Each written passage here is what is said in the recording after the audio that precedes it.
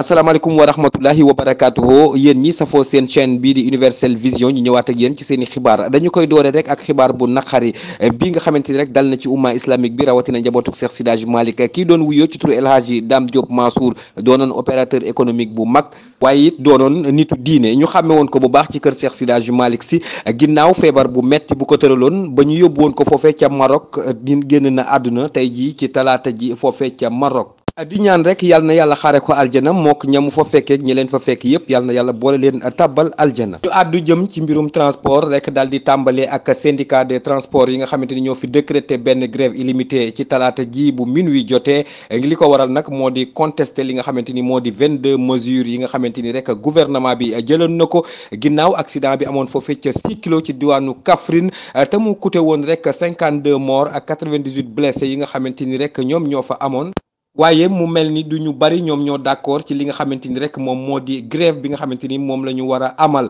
ba tax na rek ñii di syndicat yi ñi ngi woowaat ñi nga xamante ni ñoo di transporteurs yi ngir mën a jokkoo ak ñoom bu baax a baax a baax ànd ak suñu làmb wax ci làmb ji doxoon ci diggante Ada Fass ak Zarko ginnaaw waxtaan wi nga xamante ni waa CNG doon nañ ko waxtaan jël nañu ay dogal daal di ne après préparation yi nga xamante ni moo di mystique yi Ada Fass doon def ak Zarko te mu ëpp 30 minutes CNG jël na décision daal di leen di surprendre ñoom ñaari mbër yëpp lu tolloog at dootuñu bëre waaye it chaise yi nga xamante ni supporters yi ña nga woon ca kaw tribune ba di damm di sànni loolee moo waral li nga xamante ni moo di aj bi dañuy des ba léegi rek ci làmb ak Biram Ñing manageru Modou Lo ci waxtaan wi doxoon ci digganteem ak benn promoteur ci dëkk bi nga xamante ni rek am na benn cachet boo xam ne ñi ngi ci doon waxtaan ci combat bi war a dox ci diggante Modou Lo ak Boy Niang waaye moom moomee di Biram Ñing mi ngi xam le ni juboo na ak ki nga xamante ni rek moo di promoteur bi li ci des nag ci Boy Niang rek la des ak staffam ku ne xam na ni Boy Niang mooy ki nga xamante ni moo daan ancien roi des arènes di Balla Gaye numéro 2 Lion de Guédiawaye mu ngoog mbokk yi loola fi jotoon na fës ci xibaar yi ngeen doon ànd ak ñun fii ci Universel Vision di leen ñaanal jàmm di ko sàkku ci yéen di ñaan buur yàlla mi am jàmm